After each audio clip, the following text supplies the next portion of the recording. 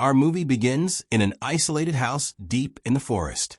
We're introduced to a woman named Ramona, who is deeply sorrowful, watching an old video of her late husband. She's clearly overwhelmed with grief, so much so that she doesn't even notice her son calling out to her. Eventually, after he insists and opens the curtains, she snaps back to reality and finally acknowledges him. He tells her, "Hey Mom, the power's out. Maybe you could get up and call someone."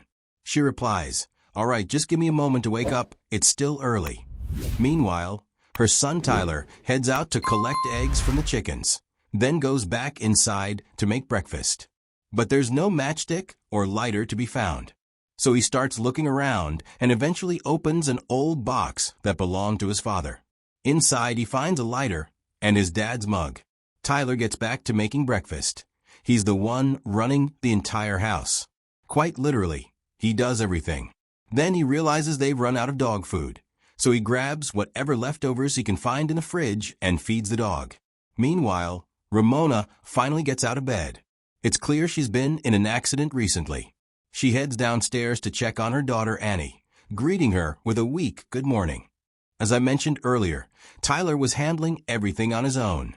It's clear that Ramona is still deeply affected by the accident, one that took the life of her husband, the father of her children.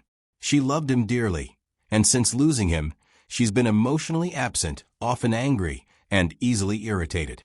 When she sees the lighter and the mug that belonged to her husband, it visibly upsets her. Tyler asks if she's called anyone about the power outage. She says no, then explains her phone died. She adds, "If you hadn't broken your phone, maybe we could have called someone by now." She then asks, "What did you put in the food?" He replies, "Doritos," and they all laugh together for a bit. But the light moment fades quickly. Her face shifts back into sadness in an instant. When they notice the dog is sick and throwing up, Ramona scolds Tyler for feeding it the wrong food. He defends himself, saying, "If you were paying any attention to the house, or to us, you'd know the dog had no food. What was I supposed to do? Let it starve?" She angrily tells him to take the dog outside. He does as he's told, ties the dog up, and leaves it outside. Moments later, Ramona drifts off into a memory of the day of the accident, but we don't get to see what exactly happened. Tyler interrupts, calling her attention to something strange. There's a weird woman outside. Sure enough, sitting right in front of their house is a woman dressed entirely in black, seated on a chair. When the kids ask who she is, Ramona says she doesn't know. They keep pressing. Why is her face covered? Frustrated, Ramona snaps. She's protecting her skin from the sun. That's enough questions. I told you I don't know anything. When their dog won't stop barking, Ramona decides to go outside and confront the mysterious woman herself. Before stepping out, she warns Tyler, "Don't let yourself or your sister leave the house, no matter what." Ramona steps outside and slowly approaches the strange woman. She cautiously asks, "Who are you? Why are you here?" The woman replies in a chilling voice, "You're asking me how I got here?" Ramona responds, "I don't know, shouldn't I be the one asking that question?" The eerie woman then asks Ramona for her name. Ramona introduces herself, but goes silent when the woman brings up her husband. When asked if this was her home, Ramona answers, "Yes, my husband bought it. We're still working on fixing it up." She then firmly asks the woman to leave before her husband gets back. The woman gives her a dark look and says, "Sounds like the accident was pretty rough, but it looks like you came out of it better than he did." At that moment, we see a wrecked car near the house, and we realize her husband had died in that accident. The woman seems to know everything. Shaken, Ramona demands, "Who are you? What do you want from us?" The woman simply replies, "I just want to help you." Suddenly, Ramona hears her daughter calling her from inside. The creepy woman glances toward the house and says, "Your kids have grown up quite nicely. I think they're ripe enough for me to eat now." Terrified, Ramona shouts, "Eat who?" "Lady, if you don't leave right now, I'm calling the police." Meanwhile, inside the house, Tyler comforts his little sister, saying, "Don't be scared. I know Mom's not been herself lately, but I'm here. I've got your back." Outside, the woman shows her hands to Ramona. They're completely covered in blood. Ramona turns and looks toward the chicken coop. Every single chicken is dead. Panic sets in.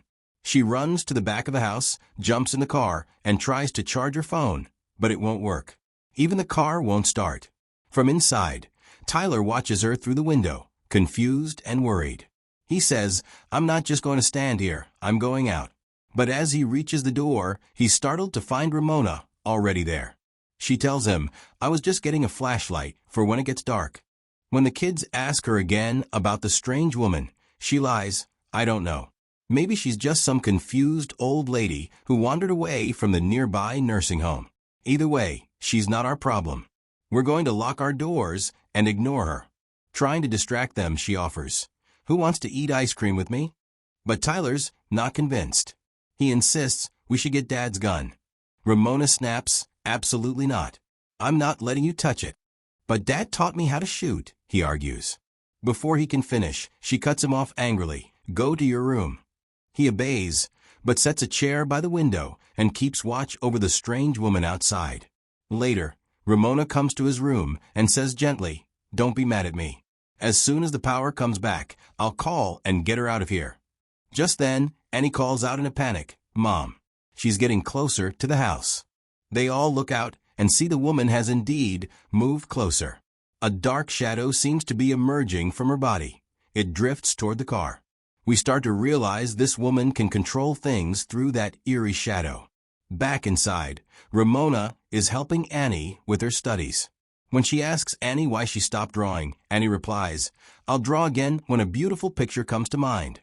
Then she gets up to check the window, and the woman is still sitting in the same spot, watching. Later, Ramona notices something strange. The dog has gone completely silent. She opens the door and steps outside, calling out to him. But there's no sound, no movement. She starts to worry. It looks like that creepy woman might have eaten him. When she reaches the spot where he was tied, she finds the chain buried in the ground. She starts pulling at it with all her strength until it finally comes loose. But it's snapped. That's when it hits her. The dog is gone. Probably dead. A little while later, Tyler wakes up and asks, "Mom, what happened?" Ramona answers, "Nothing." But he notices her legs are covered in mud, and there are muddy footprints on the floor. She's sitting there, clearly terrified, hiding a knife beside her. When Tyler starts bouncing his ball around, she snaps at him. "Enough. Give it a rest, please. My head's not in the mood for this." Tyler suggests, "Why don't we just take the car and drive to the nearest neighbors? We can call the nursing home from there and figure out whether this woman is really lost, or if she's here for us." Ramona answers, "You know I can't drive with my leg like this." He offers, "Then I'll drive. It's only 10 minutes away." But she shuts him down harshly, "No. And I'd appreciate it if you'd stop talking." He replies, frustrated, "Your behavior's been weird, and I'm sick of it." He picks up his ball again and starts playing, but Ramona loses it. She grabs the ball from him and throws it out the window. Moments later, she calms down and apologizes. She hugs Annie, trying to reassure her. But when she glances at the mirror, she sees a terrifying reflection, herself holding the knife and stabbing herself. She gasps and looks down, only to find she's just hugging a pillow. Suddenly, they hear Annie scream.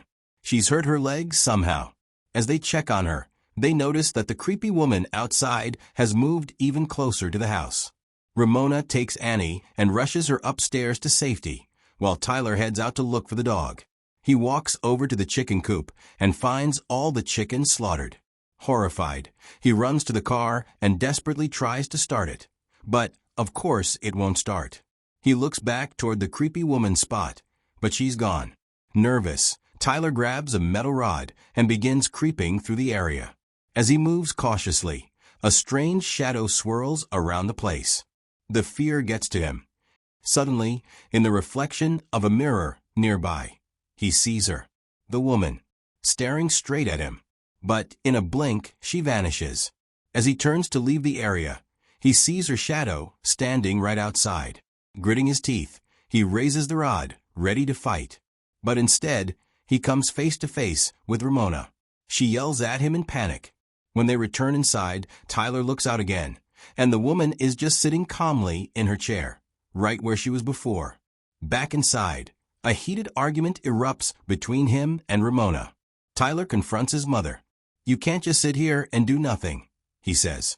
When he asks her about his dog, she says she doesn't know. He snaps, he's dead, and you know it. Just like you know who that woman outside really is. Ramona tries to defend herself. I'm just trying to protect you and your sister.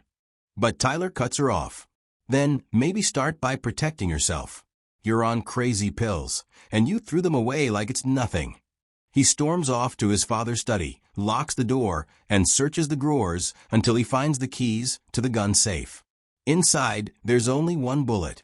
Meanwhile, Ramona had tried to slip around the house from the other side, but Tyler had already gone out that way.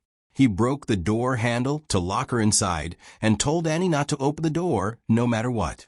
Outside, Tyler loads the rifle, points it at the woman, and says, I'm going to count to 10. If you don't leave, I'll shoot.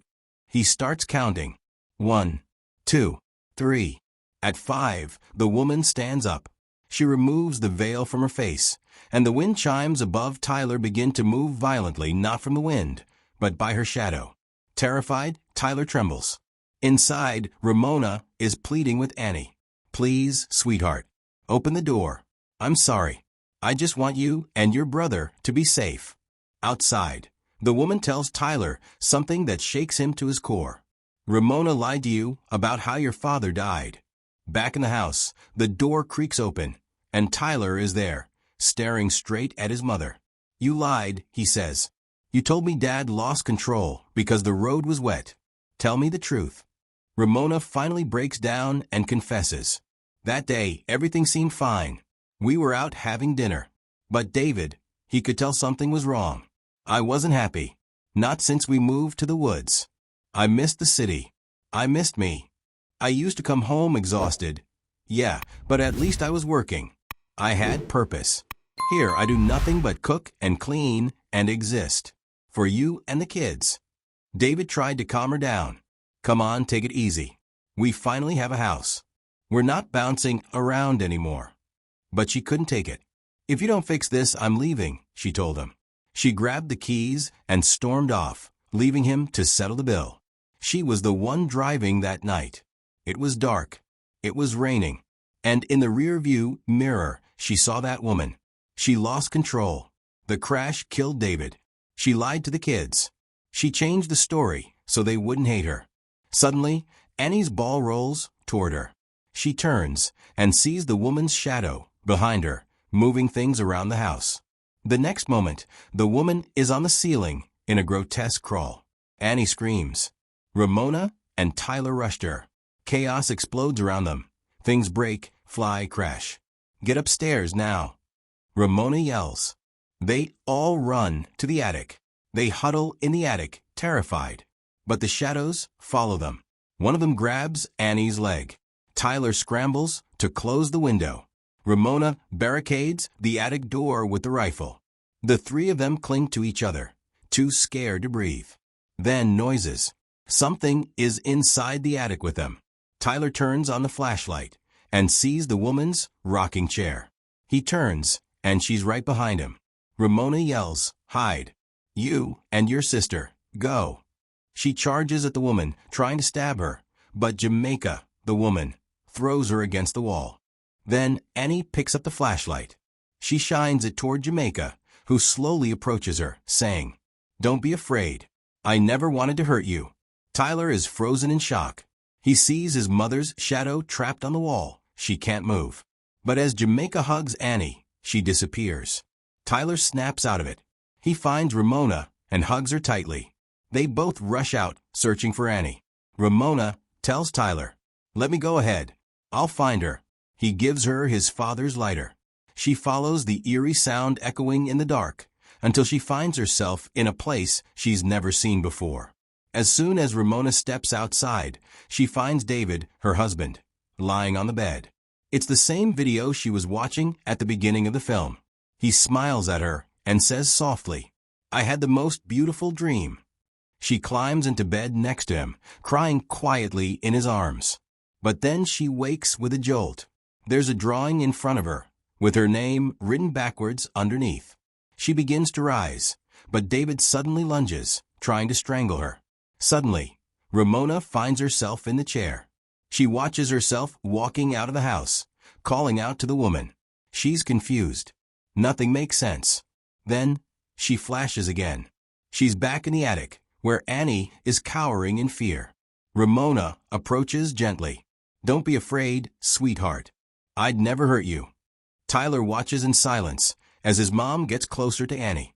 Just as Ramona holds her, she wakes up, snapping out of the vision. Tyler rushes in. "We need to go. Now." But Ramona stops him. "Take Annie. Get out of here. Now." She grabs the rifle and turns toward Jamaica. "This ends now," she says. "You need to go and never come back." Jamaica responds calmly. "I'm only here because you asked me to come. You have no idea how long I've waited for this moment. The moment you finally pick up that rifle." Ramona remembers all the time she sat in front of the gun safe, not to protect anyone, but to end her own pain. She wanted to feel strong, but she was drowning. Ramona says softly, "I just wanted to be strong enough to go on." "No," Jamaica tells her. "You threw away all the bullets. All but one. The one you saved for yourself." "I have kids," Ramona says. "They need me." Jamaica answers coldly. "They've needed you for weeks. What have you done for them? Locked yourself away? Wishing for strength? Well, here I am. This is the day you've been waiting for." Ramona's face falls. She surrenders. "Will they be okay?" she asks. "If you let them go," Jamaica replies, "they'll be free. They'll have a future. Without you." She shows Ramona visions. Her children, grown up, smiling, happy, safe. But only if she sets them free from the life she's trapped them in. Ramona nods slowly. "I want to say goodbye first." She walks downstairs and tells her children, "Take your things. Leave the house. Now." She turns to Tyler. "Go to the neighbor's farm. You'll be safe there." He pleads. "But why don't you come with us? Let's go together." She refused. She looked Tyler in the eyes and said firmly, "Do what I say, please." As Annie was about to leave, she handed Ramona her favorite toy. "Keep it with you," she said, "so you won't be alone." Then Ramona slowly made her way down to the basement. The old wooden chair, the one the terrifying woman always sat in, was already there, waiting. Ramona sat down, picked up the rifle, and exhaled. Suddenly, Jamaica appeared again. "You've worn me out, Ramona," she said. "Now be done with it. Pick up the rifle and finish what you started." Ramona raised the gun, pointed it at herself. Jamaica whispered, "Don't worry. You won't feel a thing." Ramona glanced down and saw Annie's toy in her lap. Her finger trembled on the trigger. Then, a flash of light. Her children's flashlight beam cut through the basement darkness. She froze, then dropped the gun. Ramona ran up the stairs and pulled them both into her arms. Tears streaming down her face, she whispered, "Let's go back home." Tyler asked, "What about the woman? Will she come back?" Ramona looked at him and said, "She won't be back. And if she ever does, I'll be ready." They walked home together. As they approached the house, the power returned. Warm lights filled every room. The storm was gone. The air was calm. And just when they thought it couldn't feel more like home, their dog came running toward them from the woods. Tail wagging. Alive. Safe. A new day had begun. And that was our film for today. If you enjoyed it, don't forget to like and subscribe to the channel.